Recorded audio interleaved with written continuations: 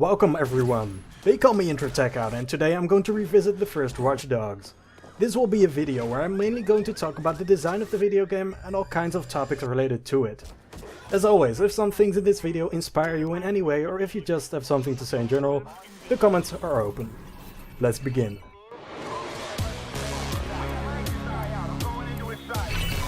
In this city, no one can hide from me. No one. I wasn't always this guy. They crossed a line, and for that, I will make them pay. I'll turn their city against them.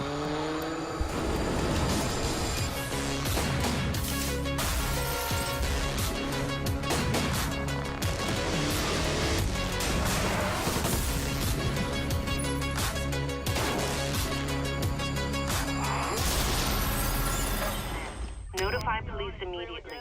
Armed and dangerous. I have a question for you. What is the most important aspect of a video game? The graphics, story or gameplay?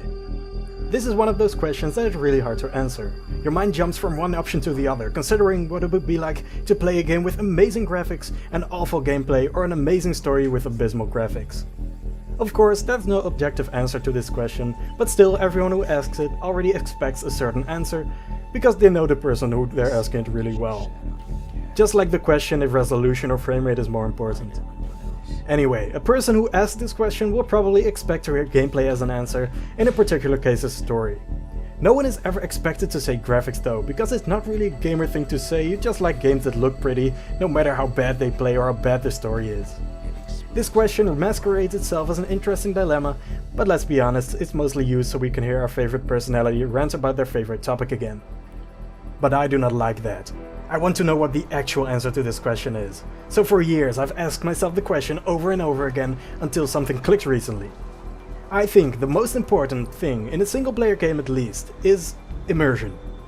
Because when I play a game, all I want is to be completely transported to another world. I want to be so into the game that it feels real to me. I want to be in a state where all I desire is to talk about the game, read about the game and dream about the game. So, what is the most important aspect of a game then? Graphics, story or gameplay? Well, I would define the answer as the aspect which contributes the most to the immersion you feel when playing a particular game. So in conclusion, the answer changes from game to game, which you had probably guessed to begin with. But why is this question important to this video, you might ask? It was supposed to be about Watch Dogs. Well, you simply cannot talk about Watch Dogs without talking about the downgrade. Watch Dogs is after all one of the first times in gaming where the original trailers completely misled gamers by showing incredible graphics that were downgraded into the ground by the time of release. This created tons of outrage and mass disappointment. Why though? After all, we just established that graphics are not really that important to us, right? Well, graphics really aren't important to us, and The Witcher 3 proves it. Because The Witcher 3 also had a significant graphics downgrade, one maybe even worse than Watch Dogs. When it launched though, barely anyone talked about it, and the ones who did mostly shrugged it off. These people's main argument was that the graphics were still amazing, even after the downgrade. But wait, Watch Dogs graphics were also still great after the downgrade. What's going on here? Well, I think that when comparing a gameplay demo to the final game, graphics are just the first thing you can point to show the difference. In actuality though, I think graphics downgrades are not actually the problem, but rather a symptom of the real problem. Immersion downgrades. Because that's always something that these E3 trailers nail. They are so polished, clean and perfectly executed that they might as well be movies. They by no means though give a fair representation of what playing the game is actually like. In the actual game, you will stumble around like an idiot.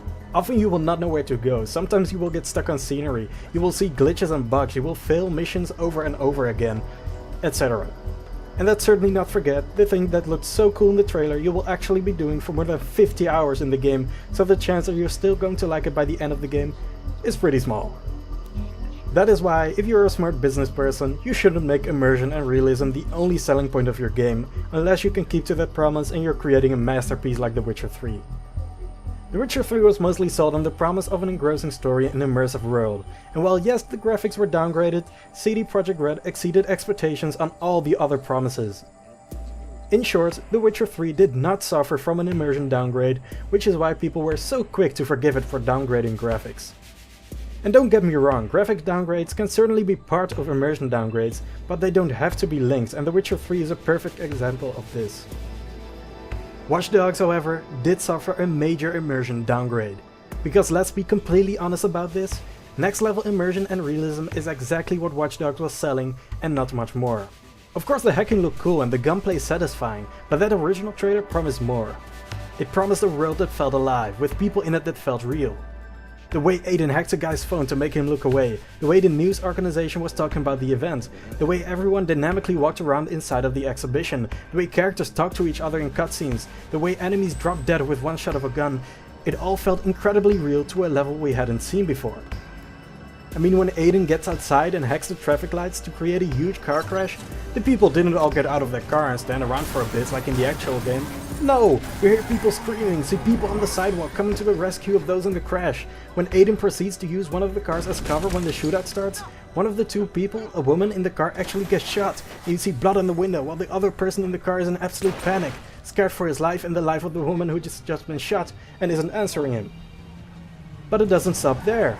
Aiden proceeds to actually rescue this guy by pulling him out of the car and telling him to stay down.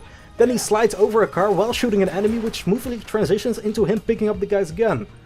I could go on, but I think I've made my point. The reason why there was so much disappointment when the game came out was because the game was, well, just a game in an entirely non-groundbreaking way. Nothing really felt as deep, alive, immersive, meaningful and just real as that first trailer, which resulted in the graphics being used as a scapegoat for why this was the case. So even though the graphics downgrade was part of the immersion downgrade, I'd argue that the game would have still disappointed people even if the graphics had stayed the same. But what if I told you Watch Dogs could have actually kept its promise? What if I told you Watch Dogs could have been an absolute masterpiece? The truth is, one decision prevented this game from achieving its full potential and its developers from becoming legendary. It's Ubisoft's fault. Actually, I don't know, it's like some executive at Ubisoft who is at fault or if it was just a wrong decision made by the development team themselves, but that doesn't matter. What does matter is that Ubisoft found a golden formula for open world games with Far Cry 3, and since they found it, innovation in this space has just grounded to a halt. Because what Ubisoft is essentially doing is creating the same game over and over again, but with a fresh coat of paint to keep them from looking too alike. A classic example of this are the infamous towers. For a while you climbed towers in every Ubisoft open world game to clear a portion of the map, something that was also in Watch Dogs. But to give a more recent example of a mechanic that one game used and all others suddenly did as well, the spotting from above mechanic. In Far Cry Primal you can use an owl to watch enemies from above. In Assassin's Creed Origins you can use an eagle to watch enemies from above. In Ghost Recon Wildlands you can use a drone to view enemies from above. In Watch Dogs 2 you can also use a drone to spot enemies from above. This constant reusing of mechanics and design philosophies has resulted in all Ubisoft's open world games becoming completely bland and predictable, and while they're certainly not bad or even average, they never reach the next level. It's how I feel superhero movies have become. Because they all use similar formulas, they're consistently great, but because they don't allow themselves to think completely outside of the box, it's not often a movie like The Dark Knight gets released. In my opinion, this Ubisoft open world game design ruined Watch Dogs, and how it has done that had once again everything to do with immersion. Because there's one thing that will always ruin immersion at one point or another. Patterns. Basically, if the developers of a game want you to keep suspending your disbelief, the one job they have is to keep you from recognizing patterns in the game. You shouldn't notice NPCs repeating the same dialogue, you shouldn't notice that all the missions are structured the same, and you shouldn't notice that enemies always react the same to certain situations. The problem is that this is exactly what happens in Ubisoft open world games, because they're designed that way. If you don't know this already, Ubisoft is notorious for having a lot, and I mean a lot of repetitive side content in their games. At some point or another, your in-game map will be completely filled with little icons that request you do something specific. And all of these are mostly the same but in other locations. It's a very video gamey thing to do and can transform any immersive narrative-driven epic into a boring checklist simulator. This happened even to one of the interesting things Watch Dogs tried to do, which was to have random events happen around the player. This is something we saw presented in the second Watch Dogs gameplay demo. The problem once again is that all of these play out the same. You're walking around, you see a message pop up that something bad is going on in the area, you scan people until you see someone who has a bar next to them that counts down to the moment they're going to be attacked, and then you intervene at the last second, chase the attacker and beat him. If this was a one-time thing, it would have been awesome, but as soon as you do this a couple of times and notice a pattern, there's nothing interesting about this at all. Another problem with open world design and specifically branding certain things as side content is that it's really easy to make the player feel like there are no consequences. After all, you know that after finishing each side mission, you will be back in the open world. In a linear story-driven game like The Last of Us, literally anything can happen next level. You keep moving through new environments and you never know what's around the corner. You come across good people, bad people and a whole range of tense situations. In every level there's a possibility that one of the characters you care for dies, and in every level there's that bit of hope that makes you push further. In a Ubisoft style open world game, more than half the time you're playing the game you just know there are no consequences whatsoever. There are no side missions where you wonder if anyone's going to die. There are no side missions where you're at the edge of your seat wondering what's going to unfold next. No, you're just completing a task with a little backstory. And this immersion breaking is not just about the missions, it's about everything you do in this open world. When driving around, for example, you're not stimulated to follow the rules at all. You just drive around aimlessly, you drive into walls, over sidewalks, hell you might even try knocking down as many lampposts as you can find, just for fun. And if you're really bored, crashing into civilians is also a fun activity. And what if the police gets called? Oh well, you either die and spawn close by with no consequences, or you escape from them with no consequences. In a more lighthearted game like GTA, all the things I just mentioned are part of the charm, but in a game like Watch Dogs, I feel like these design tropes completely go against what the game is trying to achieve. Open world games are also really good at making things that should be impactful boring. I mean, even hacking, the most integral thing to this game, becomes boring really quick because you do it so often. The reason why the traffic light hack in the first gameplay demo, which I mentioned earlier, was so incredibly impactful is because it was the first time we had ever seen it and there were so many little consequences from doing that. This should have never been something you get to do anytime you want from the beginning of the game, because it loses its power that way. In short, I think that creating an open world game that is immersive, serious and realistic is incredibly difficult, and while it may not be impossible, what would nearly be impossible is to make the game fun as well. So how would I have wanted Watch Dogs to turn out? How could this game have been a masterpiece? Well, the best way to prevent players from seeing patterns in a game is to have no patterns at all. I think Watch Dogs could have worked great as a linear game. Imagine if the game was like a combination of the best elements of Splinter Cell, Payday and Hitman, with semi-open levels that task you with achieving certain goals, while allowing you to make choices that impact the story. This is the kind of game where a focus on realism and immersion would make way more sense. It would also make all the mechanics way more interesting because you'd use them less often. Imagine the traffic light hack again, but instead of it being a core mechanic of the game, you actually need to get access to it by doing an optional task in a level. That would make it so much more impactful when you trigger it, because you had to actually work for it to get it. But that's not the only thing that would be more impactful. Whether it be hacking trains, getting into huge shootouts or being chased by the police, there would always be a narrative reason for you interacting with the environment, instead of it just being for fun like in the open world version of Watch Dogs that we got. The mere fact that the game can get so boring that you want to shoot civilians and escape the police for fun shows the clear clash between gameplay and narrative. Another major benefit to linear games is that a much larger variety of environments and gameplay ideas can be explored. Of course, it's possible to go all out in an open world game, but unfortunately the Ubisoft design philosophy doesn't really allow that to happen. Why? Well, Ubisoft's games are structured like this. First you do a mission, then you're thrown into the open world. Then you do the mission again, then you're thrown in the open world again, rinse and repeat until you finish the game. This constant switching between designs means that an idea can only really be explored for one level, which is often not enough to make it impactful in any way. To give an example, at one point in the story of Watch Dogs, Aiden lets himself get caught by the police so he can get into contact with one of the inmates. On paper, this is a great way to bring some tension into the story, especially if the player doesn't know how Aiden is planning to escape.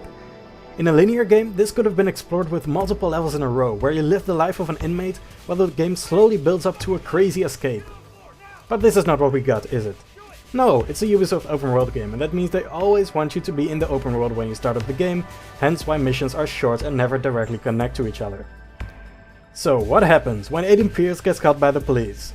Well, even before the gameplay starts, in the first cutscene, he immediately gets his phone and a gun. Then, a few seconds later, you're put in your cell, and the game hilariously immediately gives you the objective to escape your cell. How long does it take to escape your cell? Once again, only a couple of seconds, and barely 15 minutes of hacking and shooting later, you're outside again. This feels so rushed. Now imagine they had actually taken the time to show you life inside the prison. You have no weapons, no money, no power, and you have to trust that you're going to get out some way. Slowly the puzzle pieces start falling into place, and at the end all hell breaks loose and you finally escape.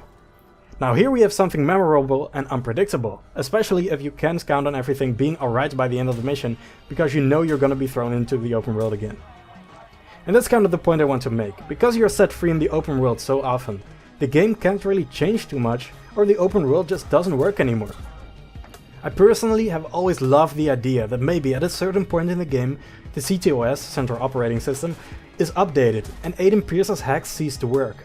Suddenly he becomes powerless, which makes him extremely paranoid. He knows he's being watched and all his movements are being registered as saved, but he no longer has any control over it and he can no longer know what the system knows about him. So imagine you now have to play missions without being able to use your phone at all. Suddenly you have to become reckless, kicking in doors and shooting your way through enemies because there are no longer any ways around them. Maybe at some point Aiden kills an innocent civilian, which sends his mental state even further off of a cliff, and you probably get by now why I think this idea would be cool. Sadly though, you simply cannot take core gameplay systems away from the player in an open world game, because that would leave them with nothing to do in the world. If you can't hack things, for example, nearly all side activities become impossible to do and the world would become even more hollow and empty than it already is. In a linear game, however, you can do anything without consequences. Want to give the player new crazy powers? Go ahead. Want to take all their powers away? No problem. Want to move to another location right now? Just do it.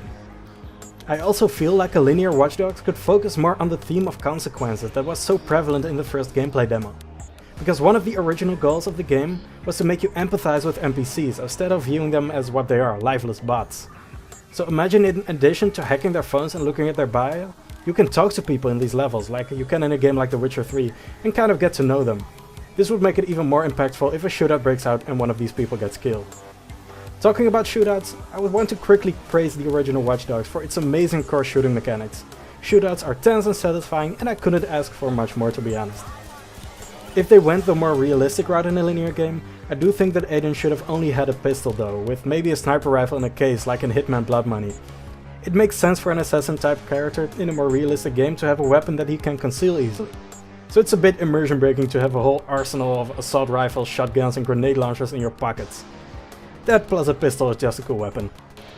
To go into one of the other things you do a lot in Watch Dogs, driving, I also think that driving could still be used in a linear version of Watch Dogs. I personally really like the idea of forcing players to follow the rules for once, instead of just driving as fast as possible. In the right context, this could bring about a lot of tension. Imagine something big is going down and a character the player cares about is in danger. Now you know that CTOS tracks the speed and location of every car, so if you drive through red lights, drive too fast or start bumping into other cars, your location will be reported to the police. Here you're presented with a dilemma. You can either follow the rules and drive slow, which means the character might die, or you can speed ahead with the consequence of the police following you, which means even more consequences for the story. In contrast with most games though, where there's a good outcome and a bad outcome, Watch Dogs is the perfect kind of game to introduce grey areas.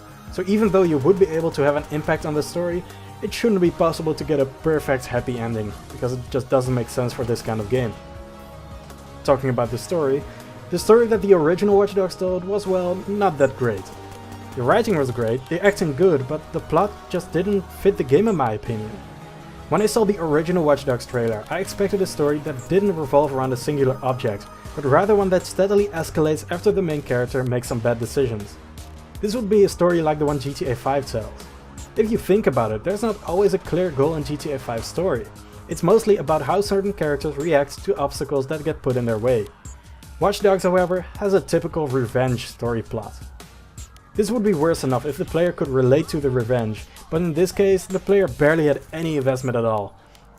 Aiden Pearce's niece dies, but the player never gets to know her.